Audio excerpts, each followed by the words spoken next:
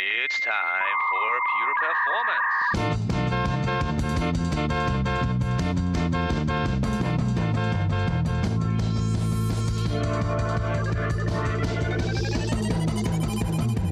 Get your stopwatches ready. It's time for Pure Performance with Andy Grabner and Brian Wilson.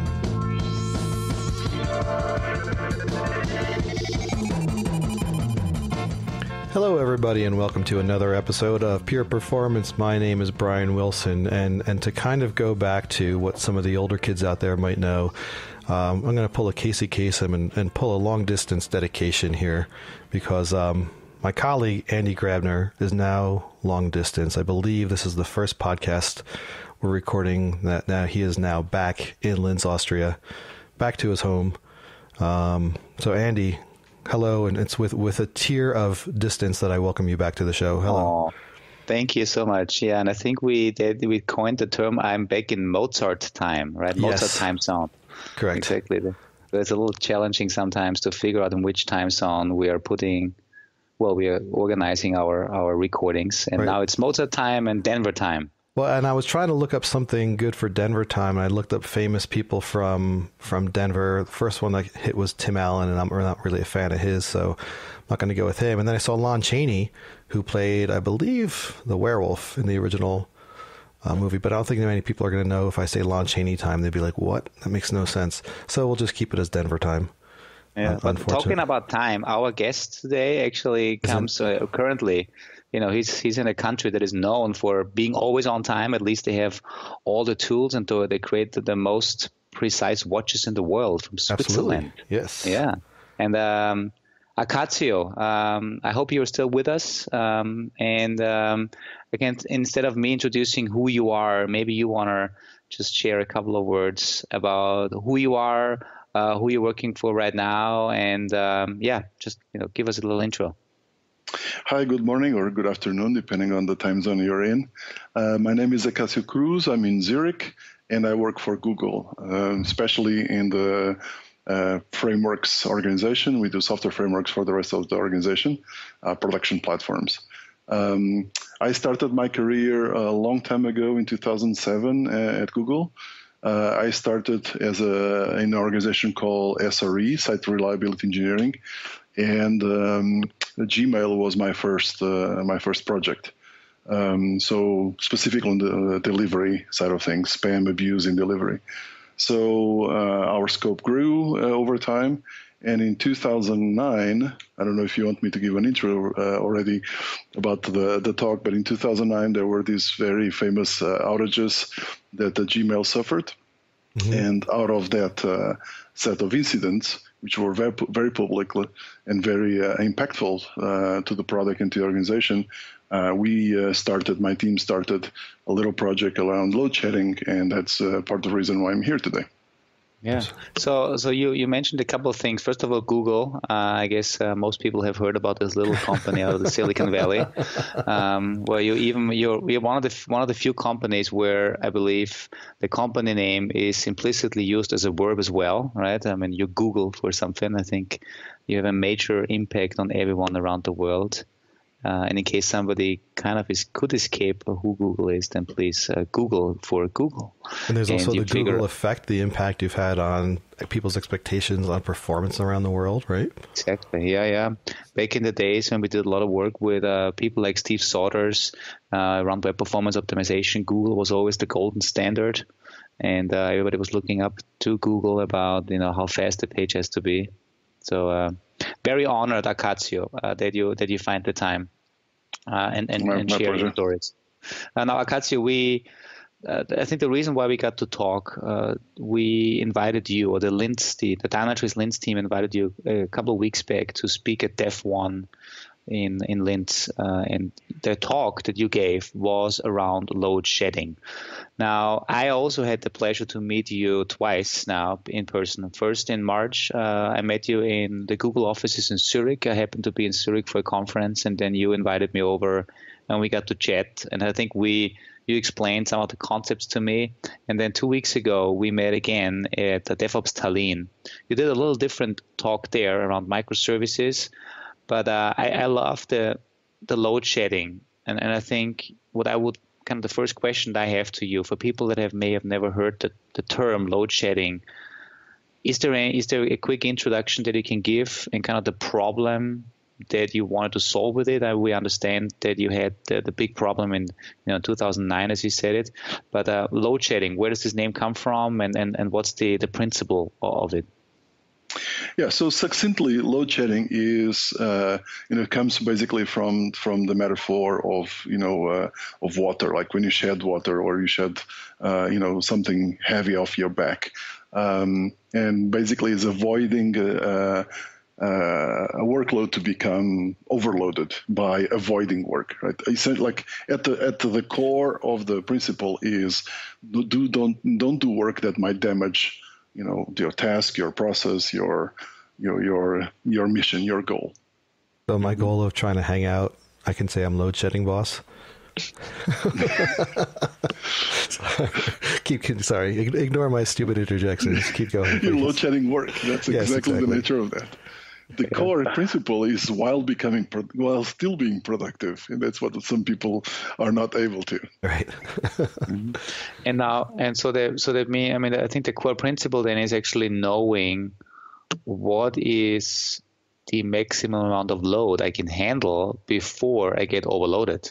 Right? Isn't that the biggest challenge then? Yeah, correct. So even though the principle, like the goal is fairly simple to articulate, is actually fairly complex, because knowing what is the actual load in a task is not a simple process, and it's actually not unidimensional at all, right? It's not just about CPU; it's about memory, it's about I/O, it's about latency.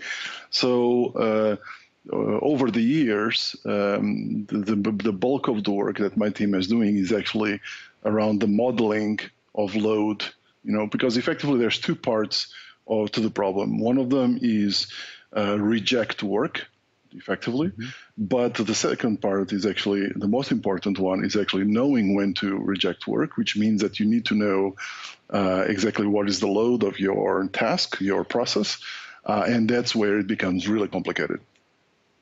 Mm-hmm. And so knowing, this is, are these, typically when we talk about load, right, I would assume that the key metric or the most basic metric would be, the number of requests that you can handle. But I would then assume that you have a uniform distribution of the same requests coming in all the time. And I know in your talk at Dev1, one of the principles that you brought up is actually categorizing the requests into different buckets, because not every request is the same, right? Exactly. So that was one of the early lessons that we had, especially the service that caused a lot of the Gmail outages, is that a request per se is not enough information. And a lot of the systems out there are based on max requests in flight or number of requests per second, rate limiting. But for most systems, requests are like quantums. There are big quantums, small quantums, and you don't know until you actually measure them. So there are multiple techniques. You can use bucketing, as you mentioned. If you already know the characteristics of your requests, well, you can try to bucket them. This is a fairly coarse process, but over the years we actually lean towards different methodologies as well. And for instance, one of them, but that is afforded to us because we have full introspection into our stack, and my team also does the framework side. We actually measure real time the cost of every request in flight, and that enables us to actually compute the cost request and actually have a trend per client. Because, for instance, one of the things that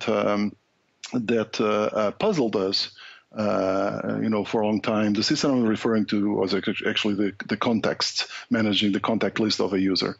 And our top customer was Gmail.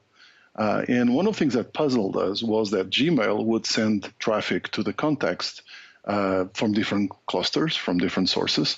And even though it's the same, customer, which was email, using the same request type, some clusters would be cheaper than other clusters. And it took us actually many weeks to figure that out.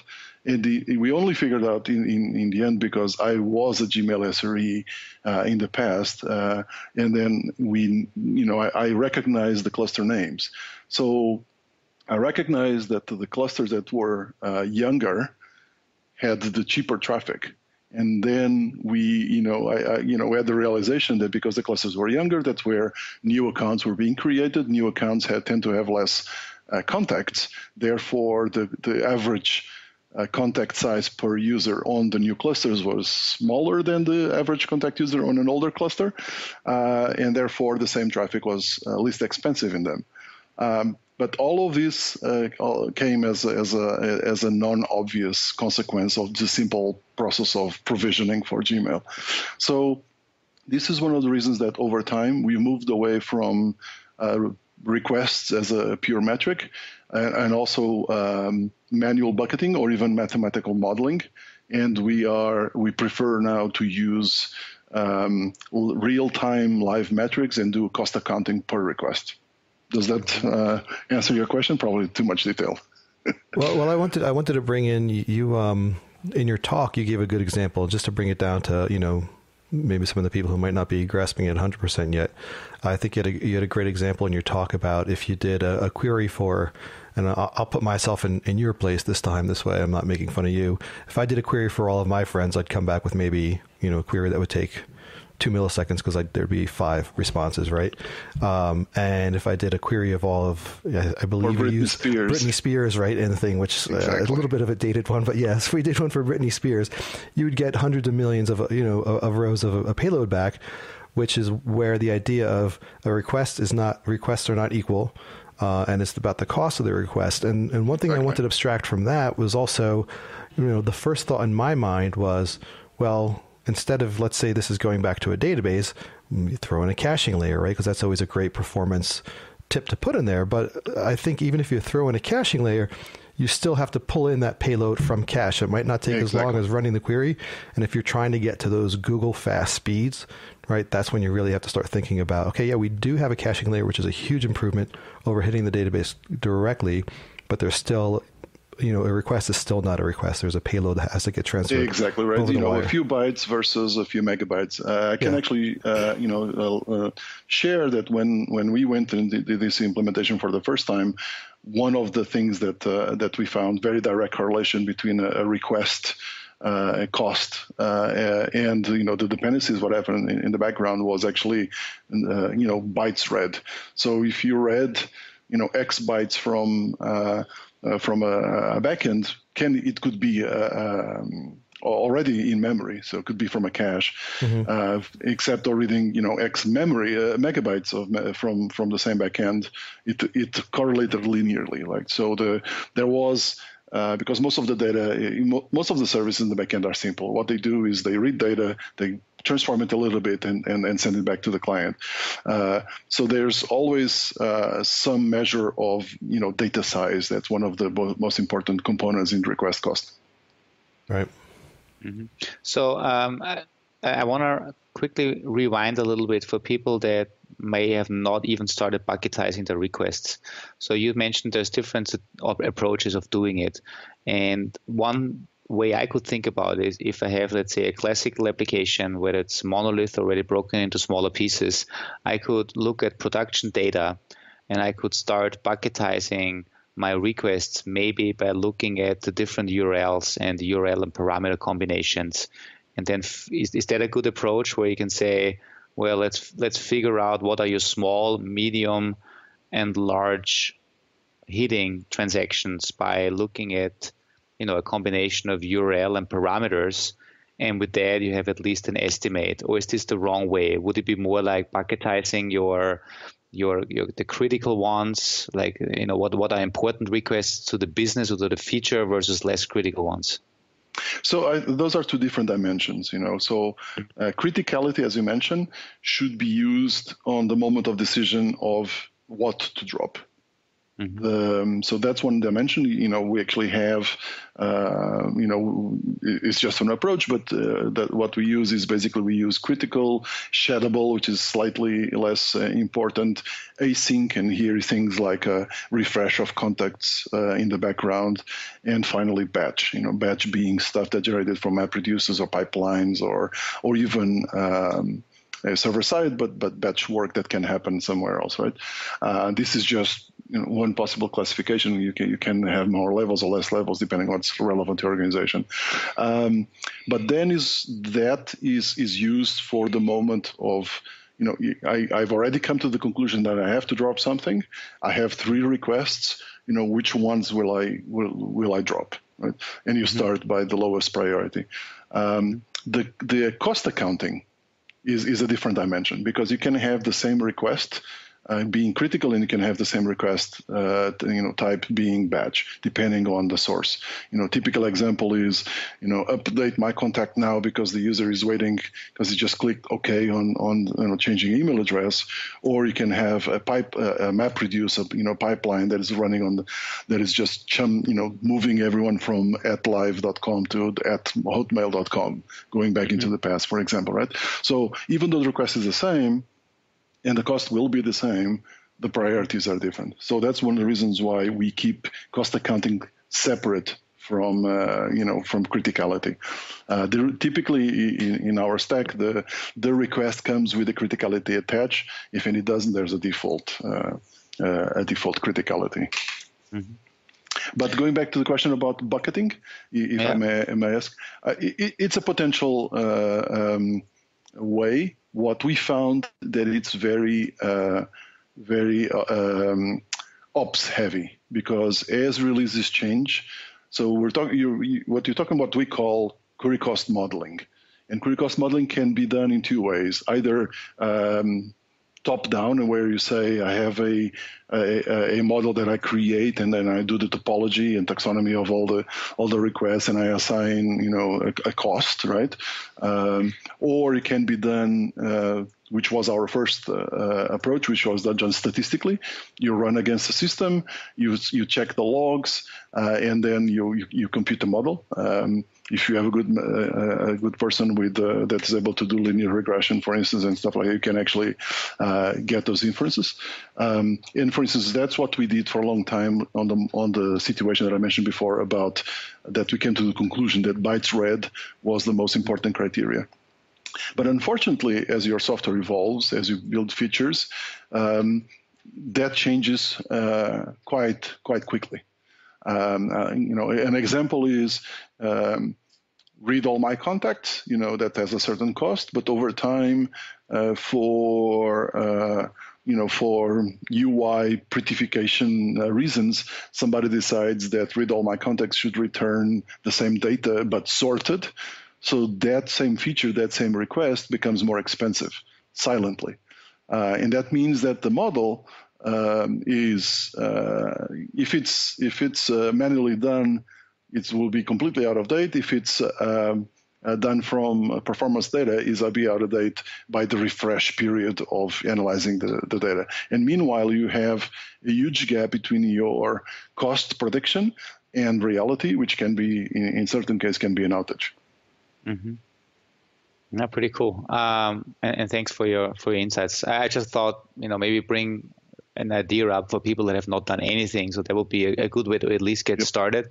I remember, I think it must have been at least 5 or 6 years, I wrote a blog on the resource budget of a request, but I had a request a little more broader. Back in the days, I did a lot of performance optimization. So we talked about measuring the resource consumption of, let's say, loading a page from browser all the way into the database.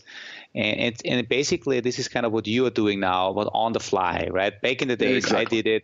I did it in the testing environment. I used testing tools to drive a certain feature on a build-to-build basis, and then using whatever the browser gave me and also the backend monitoring tools to figure out how many bytes are sent over the wire from the browser to the web server, what happens between the web server and the app server, and then the app server to the database. And then we basically used that resource consumption, or we then also framed it into, you have a certain budget, and you want to, when you're making changes through your code, or to your code, you want to stay within a certain budget limit. Correct. And, so just to I wasn't put down your idea actually, Andy, because in some places it actually makes a lot of sense. And if you measure the requests data, you can actually build a predictive model. Our case in our service was particularly complex because we had a lot of data and a lot of customers. But if you have something where it's not dependent on the data itself, it's more driven by the URL or by the request parameters, then you can actually have this simple model of keeping the logs measured, and then from the log mods, extract the correlations and create basically your cost model. That if you do it like daily, your model will be off at most by one release day, right? Yeah. So that is something that is possible. You just need to accept that is over time is going to have a management cost. Mm-hmm. Yeah, but I still, I obviously where we should, help people to get towards is what you're doing. It's dynamic cost measurement. And how do you call it? I think you have a metric for that, right? Yeah, there's several internal names. I think one of the areas where we also are not necessarily on measuring the cost, but looking at the secondary effects. And there are some very interesting approaches that are even available outside of our, rich instrumentation environment at Google. For instance, one typical method that is available, and it's actually very interesting in event-oriented programming models like Node.js and similar, is basically looking at the event loop latency, right? So there's even some implementations out there. What they do is they actually drop these probes on the event loop and then measure how long it takes until they're called again, right? So if the event loop becomes, past a threshold, it basically flips the state of the machine, so it will reject new requests. I think that's a very interesting model because it also accounts for factors outside of the direct processing of the process, right? So that's one of the things that, for instance, we learned was what we call antagonistic workloads. Because for those that are not familiar at Google, we run things in a containerized environment that's now being popular, but we've been running this for many years now, and we're not in full control of what runs in the machine where we run a job. So you might be running a user-facing workload, and then the cluster manager schedules, for instance, a MapReduce or pipeline, and that. Even though we actually have container isolation, but at the bottom end is the CPU memory lanes and bandwidth, and those become constrained, which means that the performance characteristics of your job change. It can be pretty dramatic in some architectures. And therefore, performance of a job can actually change anytime. That's one of the lessons of our world is that you cannot count. Even if you do a fully fixed modeling, world is changing around the process, even down to the physical machine. So using other metrics like the latency of an event loop, or using thread load latency as well, or thread count, similar almost to the Linux uptime data, where you actually see the number of runnable threads and what is the state of your thread pool, for instance. Those are interesting secondary metrics that almost everyone can implement. Andy, that's funny. Some of that reminds me of way back Acacio. One of the things we used to promote a lot was the idea of when looking at your database pools, don't look at the pool usage, but look at instead the amount of time it takes to execute get connection. Because if your pool's 100%, but your connections are still really, really fast, who cares, right? Whereas if it's starting to creep up, but and that's like just taking back many years ago, expanding that into this idea where you're doing it on a much grander scale. I think it's really cool. It also just kind of goes back. I remember when I heard that idea, I said, that makes a lot of sense. And it's kind of cool seeing that, I guess it did make sense because obviously you guys are doing a much more complex and mature model of something like that. Yep. Yeah. So that's part of the, apologies, memory laden. No, go ahead, Andy. No, I was just wondering, so if you look at these metrics and you know that obviously it's time to kind of stop accepting your requests, is this the only thing you do with these metrics, or does this information then also feed into your scalable architecture where you say, well, this particular container may have start to reject requests, but then we have to spin up more instances. So I assume you also use the same data points to scale up your infrastructure. So we actually have separate control systems because load shedding, let's say, horizon of information is sub 10 seconds. That's you need to be able to rely to react to load very fast. So part of the problems that we face at our scale, but I think other people have the same concerns, is that load can spike very fast. And we're talking about, within 1 second, you need to be able to effect load, otherwise your task is going to crash.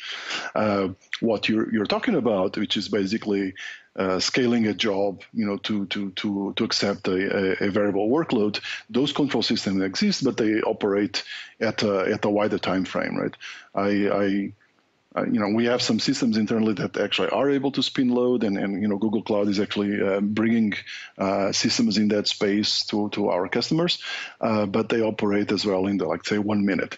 But if you have a spike in traffic for whatever reason, and most of the times those reasons are actually bugs, on the client side, it's unintentional. You need to be able to survive until those systems kick in, and this is where load shedding fills the sort of the availability gap. Yeah. No, that makes a lot of sense. And I know you had another train of thought earlier when I interrupted you. I'm not sure if that's still there. If it's still there, feel free to continue. I was just going to say that there is not a binary accept reject, right? So part of the way that we can use this information, basically, there's multiple metrics to measure the load.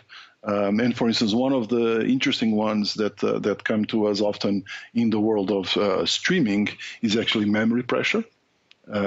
Because if you're doing video streaming, it's almost irrelevant what is your CPU load if you don't have memory to read the data and ship it out. So for the streaming environments, memory pressure is the key criteria. In some areas where is around IOPS, right? Because the disk is a fixed capacity. So regardless of the CPU or memory, IOPS are important to measure and to understand and to model. But one of the things that we've learned as well is over time, using a single metric is usually not the best approach. So we sort of have all of these cost trackers running, and then the prediction of the load is a combination of these cost trackers, and we can plug in more cost trackers for specific applications, and we have a default formula that sort of measures all of these and then makes a verdict that is a combination of all of these input factors. Mm-hmm. Honestly, the more I listen to this, the more I think I have to start writing another series of blogs on how we can use, now just a little connection over to dynaTrace, how we can encourage our customers to use the dynaTrace API to automatically pull out these cost metrics, because we have, the end-to-end tracing, and we do the instrumentation for our customers, and then we also have APIs where we can actually pull out things like, what's the resource consumption, how many bytes do we read from the backend, and we can do this per request because we have these pure paths. Correct. So that would be an excellent way if you can, from a product, if you can automatically generate, request cost prediction or request cost estimates per target, and parameter. So. You have a combinatorial explosion, all of this, so you kind of need to manage this to become, to become still useful. But that would be a very interesting product, because then you can actually then tie into the mechanism that the customers can use to throttle traffic. Yeah, exactly. And then, I mean, we already, do this multidimensional baselining based on metrics that we are all aware of: response time, throughput, number of database queries. But then, as you said, if we would allow our users to define like this formula where they know best what to factor in, and then additionally store this information on a request per request basis, and then do the multidimensional baselining on that, and then make this data available, then that's awesome. Yeah. Now, Acacio, so you mentioned in the very beginning SREs, so site reliability engineering. I would assume, if our listeners out there, if they think about, wow, this is all cool, I mean, it sounds amazing, we have to do it, but who is doing it? I would assume that this is the new role, or this is one of the roles of the site reliability engineer, figuring out how to get this data out, but also how to then help the architects and the engineers to actually build applications that allow this type of measurement, and then also allow dealing with heavier overloaded, and then correctly handling that situation. So do you agree with me? Is this one of the roles of site reliability engineering? Yeah, so when we started this work, we actually were SREs. My whole organization, we did the first 5 years of the load shedding team was an SRE team, and that work was that experience and that knowledge. Sometimes painful as the Gmail outage case was. It actually taught us a lot, and a lot of the techniques that I mentioned, a lot of the insights that we learn over time were actually after postmortems, right? For instance, we learn after an outage that a feature can change the model. The model cost of a single request type, right? So we learn that CPU tracking is not necessarily complete to have a load view, right? We learn after another outage that with a different service that memory tracking is more important for different workloads, right? So all of this comes as part of the role of SRE. Where we've gone past, over the recent years is because even in SRE, there's a lot of scope, there's a lot of knowledge. So my team is doing this for 8 years now. There's a lot of knowledge that we basically packed into code and into configuration and into best practices. So we're trying to make as zero conf, as we call it, as possible. So nowadays at Google, SREs are trained with load shedding, how to operate our systems or to tweak it for better optimization. But a system can be built from scratch with zero conf and have a decent load shedding configuration that will work for the majority of the cases.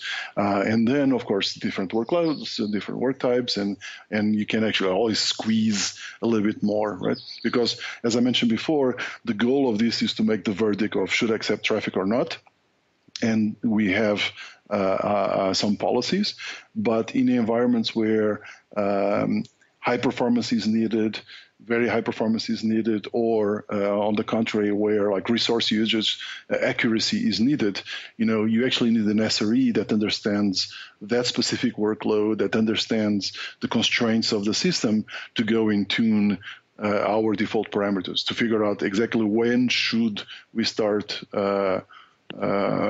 doing load shedding, when we should actually be a little bit more flexible in the load, when we should actually run tighter and hotter, even though at the cost of latency. All of those are decisions that the system and the architecture implements, and our frameworks allow to orchestrate. But we need somebody that has that really deep knowledge of the system to be able to effect. Mm-hmm.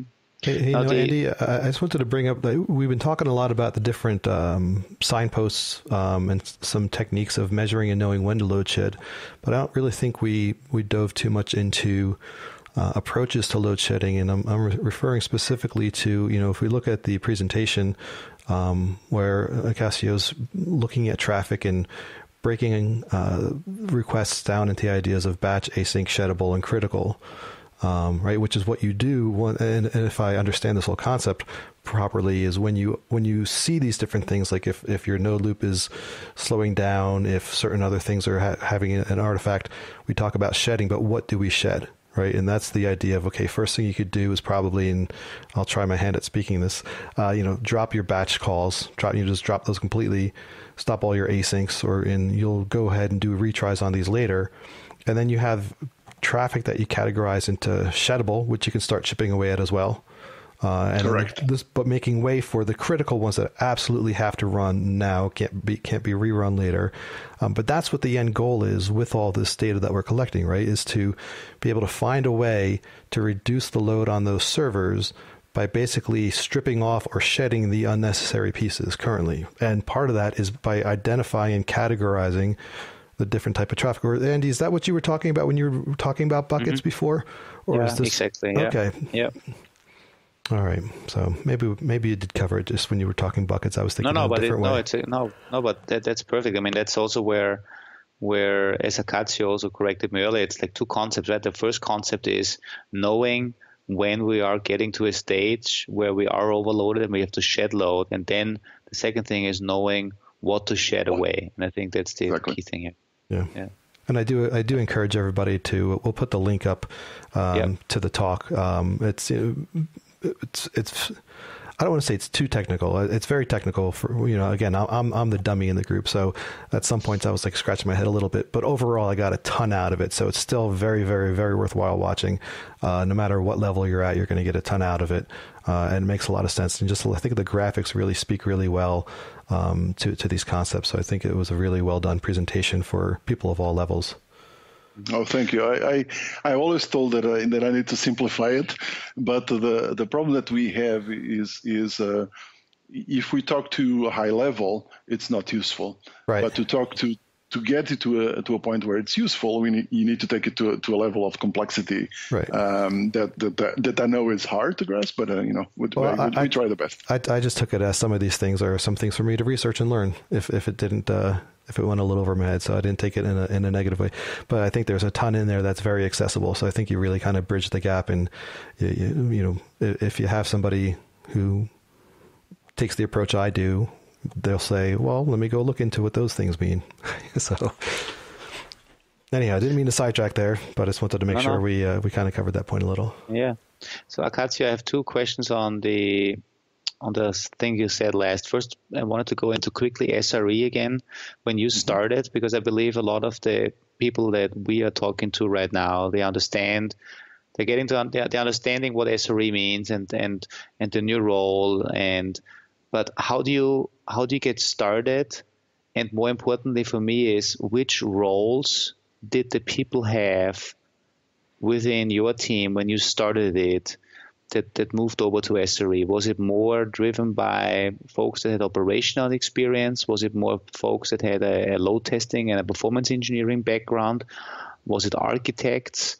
Because I think a lot of people wonder, is it the right thing for me to move towards an SRE role? Do I have to be the one that needs to figure all this stuff out that you tell me, or not?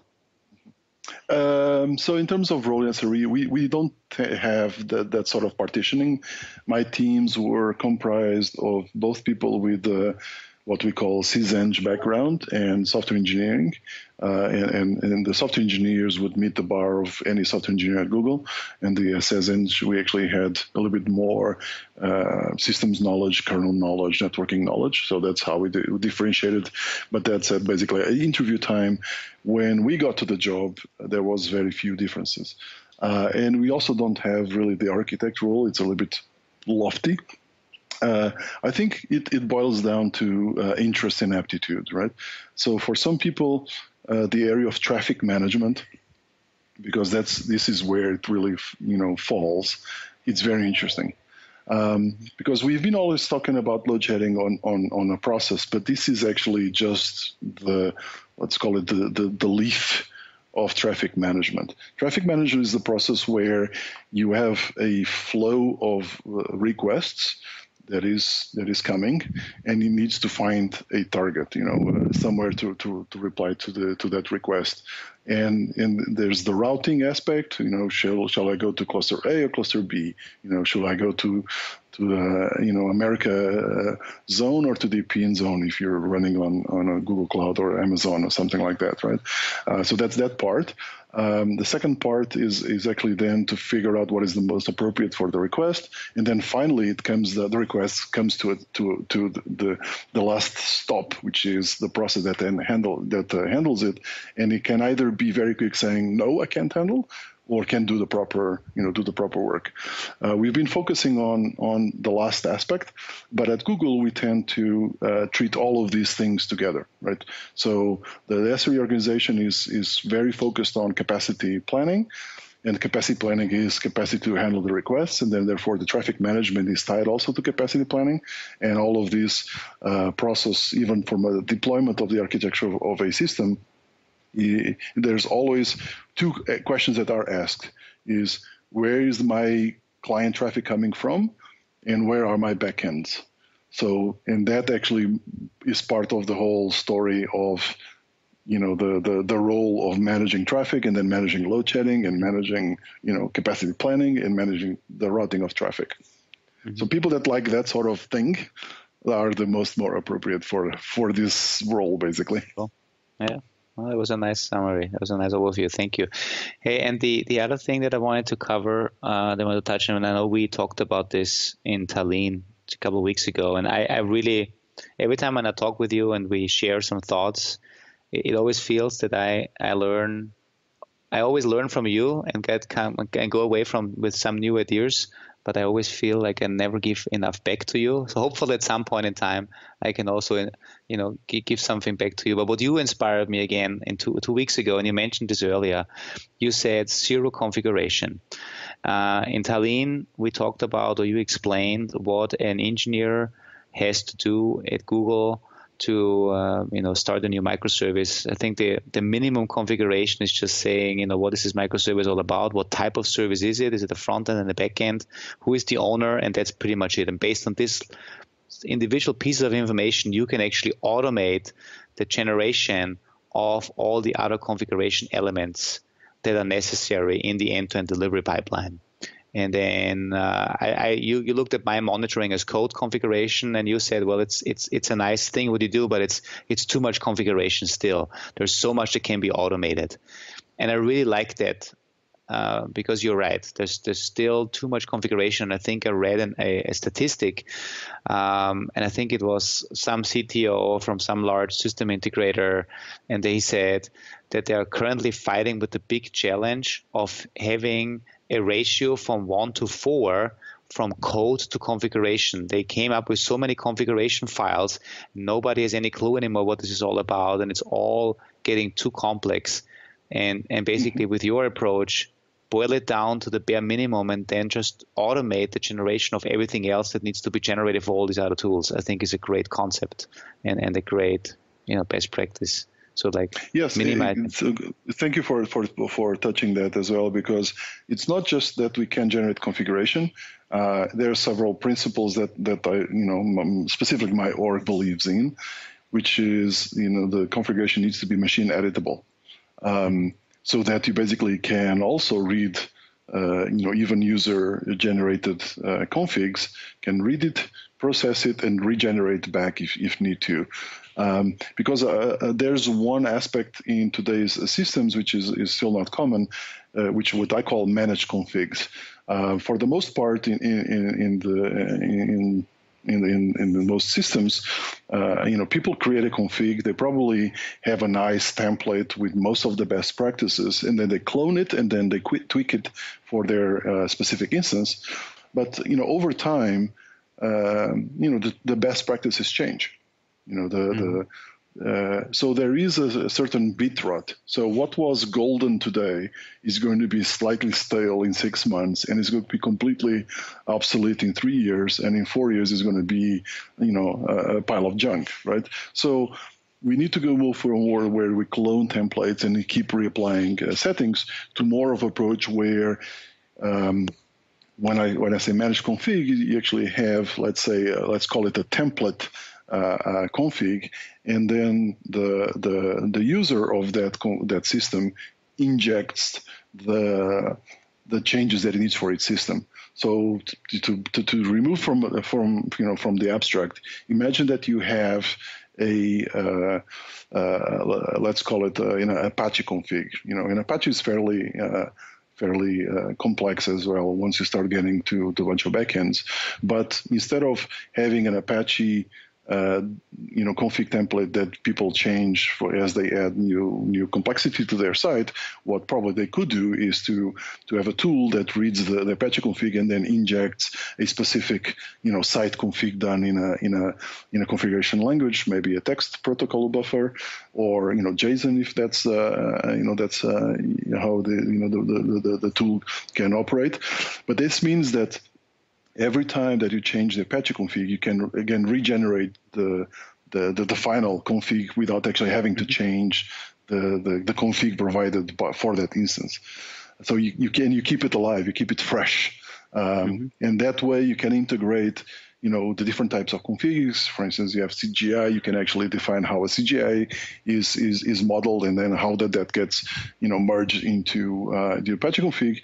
But also enables more interesting changes. This is where we are at the current stage, which is, imagine that you come to the decision that you no longer need Apache, or Apache doesn't feel your needs, and you need to go to Nginx, or light HTTPD, or HA proxy, or the new thing that Facebook just open sourced. You can actually then transparently bring that site definition that you created, and then now generate an Nginx config, without having to change everything on your pipeline. You just have one person or a subset of the people that really know the config environment, and then can keep it alive and fresh. Yeah, well, that makes a lot of sense. No, and it was very inspiring. I mean, and I think your talk from Tallinn is also online. At least the slides, they will be published in a way. Well, I'm not 100% sure, but I think I'm not allowed to publish slides. So okay. It can be, but if it was filmed. Yeah. But I think at least now we have the short podcast that we recorded. And I'm sure there will be some opportunity. So anyway, my shout out again is, if anybody from the listeners wants to check out the other things you have to say besides what you have said at Dev1, I'm sure there's other opportunities to meet you in different conferences, or just, I think you also, partly you contributed to books, right? You were contributing to the SRE book that came out a couple of years ago. Correct. So my TL actually, for the load shedding team, Alejandro, he actually is one of the authors of the traffic management chapter, and where he also outlines the load shedding principles there. And then there is the broader topic about frameworks as part of the way to do zero conf and best practice in the services, from the ground up, right? How to build systems with best practices, which I co-wrote that with one of my TLs on the systems platform. Mm-hmm. Pretty cool. Hey, Brian, do you have anything that you wanna still cover for especially knowing our audience? Is there anything open, or just point them to more resources that we put the links up?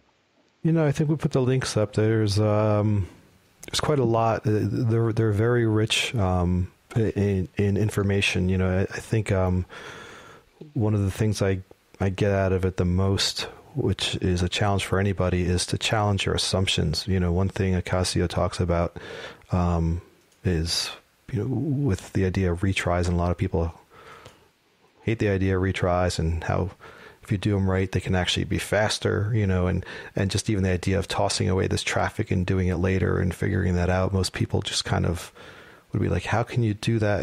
But it's like, no, it can be done.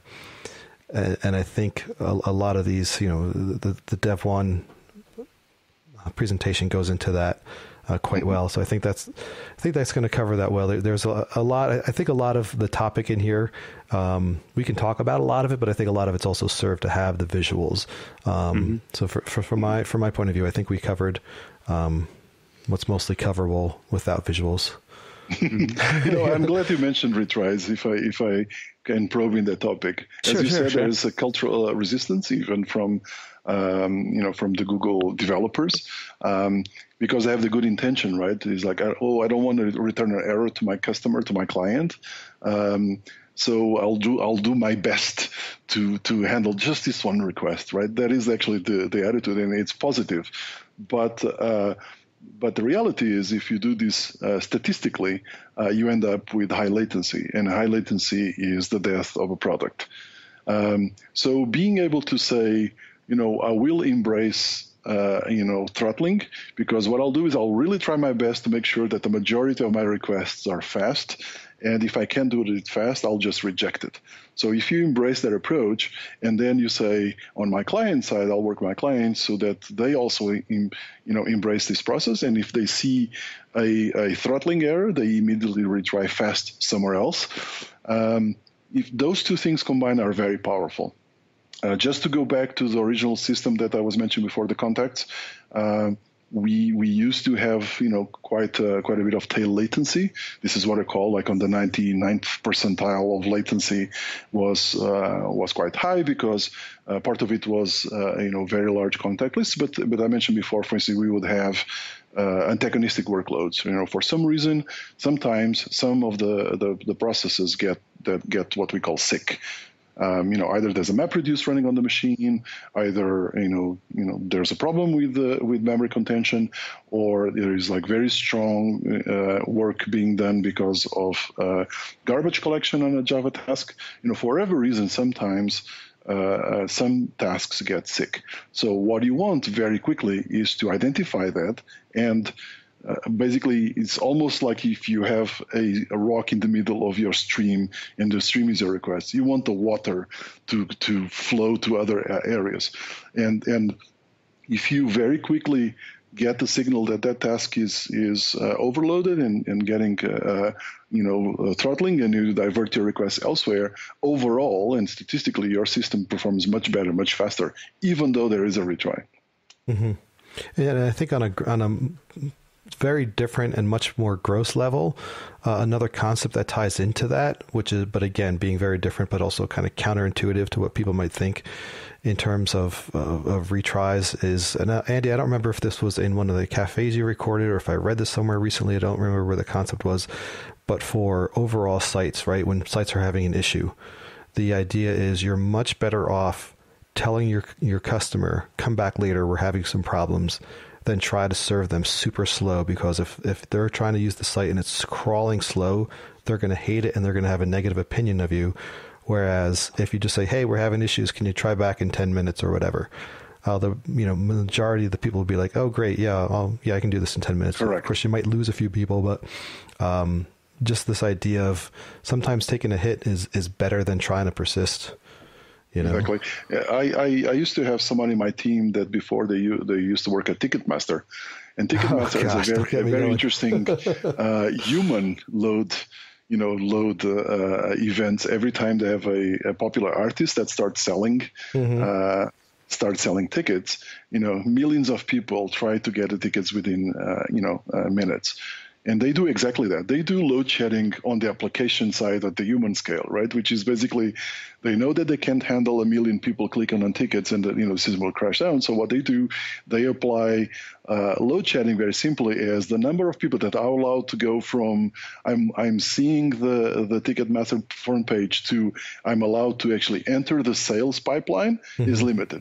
So they rate limit there, the transition, and that is a much better experience than clicking on the buy button and wait for 15 minutes and get a timeout request, right? So that usability impact, it's much more positive for them to lose the customer that will go away because you can buy the ticket because it's at the gate, than actually lose the customer halfway through the process. Yeah, although your point is very. Although you always know it's some bot somewhere who got in front of you in line. But latency is the death of products. Yeah. I think the credit to this, what you mentioned earlier, Brian, was Ryan Townsend from Shift Commerce. He was also one of the speakers at DevOps Tallinn. He talked about this, better better an experience than a slow experience. Yeah, I think that's the thing he said. No, that was cool. All right, Acacio, did we miss anything? Is there anything else you want to make sure that people understand? I mean, again, knowing that they will be able to watch your full presentation from the F1 and follow you on all the other work, but anything else where you say, hey, this is something people should understand about load shedding, especially when they get started? Anything we missed? Yes, I think there's only one very high-level principle, because hearing a talk, and it's, as Andy has said as well, it's a fairly technical area, but and then people might walk away with the impression this only applies to Google. But the reality is, Google, at our scale, sometimes we can handle events that are outage, outage potential. With our resources, we are fortunate that we are resources that can solve problems. But if you're a small company and you have, your business that depends on one app and you have, 6 servers that are running, those are critical to the business. So it's even more important for a small company, to be able to survive an event. And in the current, compute world, distributed world, is a very hostile world, right? A script kiddie can, DOS almost anybody and take you out of business. So being able to survive, hostile players, being able to survive client-side bugs, being able to survive unexpected events, being able to survive fat fingering is even more critical at a small scale, because that means that you're surviving not just the application, but you're making your business survive. So even if you don't go, full, techno into load shedding specifically, but starting considering, how critical systems are to the survivability of the business, and then applying some of these measures and inching your way towards basically surviving. Survival is the key. Awesome. Hey, Andy. Yeah. Do you think it's time?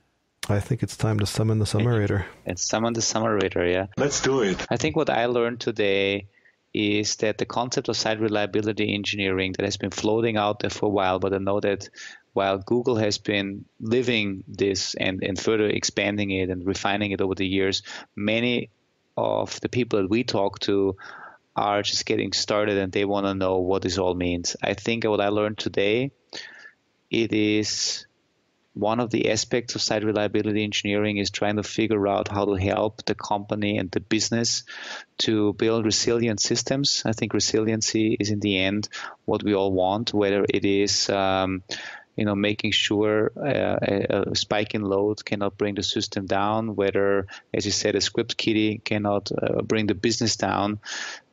Thinking about these concepts on how we can shed load off the critical backend processes, then obviously making sure that the architecture that has been used to build the systems can handle the situation of, now we know we're getting in an unhealthy state. How can we shed load off? How can we correctly respond errors to the next level? How can we respond the error state back to the customer in a way that we're not, making them angry, but making them want to wait. I think these are all extremely interesting concepts, and I believe it's going to be part of many organizations that are now just thinking about what site reliability engineering is for them. I really much encourage everyone to watch your presentation, to read your blogs and your books, and simply just be open that these are the things we have to do these days to make sure that our digital businesses become successful and stay successful. Because if you help somebody to become successful and you don't look at these concepts, then a tweet of somebody famous or a blog post, a news article may shatter everything into pieces if you didn't do your homework well. And I like your last kind of recommendation in the end where you said, you may not do everything at once, but start thinking about how you can at least, build something that is resilient against against a script kiddie or something like that. I like that. Thank you. Oh, you choked me up there, Andy. And I just want to add a couple of my thoughts to that as well. First of all, I just want to, thank you for being on the show. I think it's, wonderful that companies like Google that have resources to actually put time, people, and money into solving these problems and looking at these problems, turn around and then share it with the rest of us who don't necessarily have the ability to set up these projects around it. Obviously, it's critical to performance, but a lot of times that, especially in smaller companies, it's just plow ahead. So the fact that, all these companies are sharing this information is wonderful. So thank you for being part of that. And Andy, a lot of times, as you know, some of the topics are a little bit more over my head. Acacio, my background, very briefly, I was a communication major who ended up somehow in load testing because I was making a crummy salary and I had a friend working in computers making twice the amount of money that I did. So having an inquisitive mind and an analytical mind, I eventually got into load testing. So some of the deeper topics, go over my head a little bit. I'm always trying to level up, but I think what I enjoyed about this one a lot is it's so performance filled that the more I look at it, the more I listen, the more I see, the more I can find and hear a lot of fascinating ideas to dig deeper and deeper into. I really love the idea that not all requests are equal. That's kind of a thing that used to come up a lot, just even in load testing, right? You wouldn't run certain requests a lot because they're so heavy, but then there was always the question of, well, what if users do it, and you'd have a developer saying, well, that's not how it's meant to be used. I'm like, well, what if they do it, right? If people keep searching for Britney Spears, because she suddenly went to rehab again or something, things like that will happen. But I also really loved the idea of other indicators that systems are going down, the node loop you talked about specifically, and ideas where, there's something running in a process or in a service that might indicate that there's a larger problem going on overall that you can't see quite as well. And maybe certain other kind of traditional metrics wouldn't quite be an indicator. But the idea of suddenly that loop that goes through is taking longer. Well, that's an indication of an overall larger issue. Just a really fresh way of looking at things and opens a whole, kind of can of worms, but in a good way, of new ways to look at performance. So again, thanks for sharing it. I think there's a lot to dig into this, and a lot to get out with repeat viewings and listens. Thank you for inviting me. It was a pleasure. And I'll just leave with a parting story.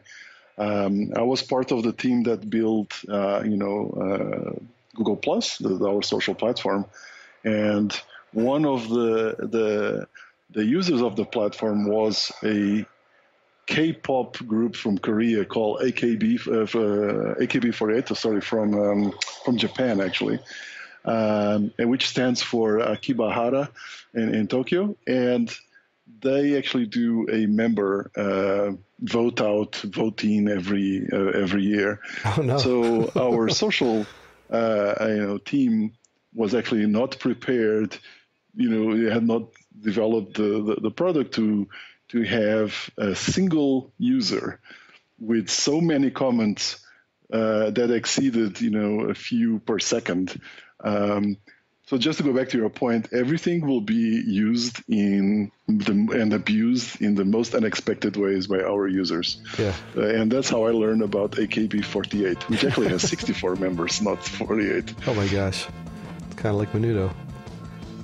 The vote in, exactly. Vote out. Yeah. Oh, it's an excellent story. Thanks a lot for coming on, and thanks for everyone for listening. If you have any questions or comments, you can tweet us at pure_DT or send an email if you're into that at pureperformance@dynatrace.com. Acacio, do you have a Twitter handle? Acacio Cruz. Okay, Acacio. Yep, and that'll be people in the description, so definitely make sure you follow him. Thanks for listening, and Andy, great to have you back on after your move, and hope you're enjoying life back in Austria. You see any koalas? Any what? Koalas? Yeah, exactly. That's the other Austria on the other side of the globe. All right, thank you, everybody. Thank you. Thank you. Bye.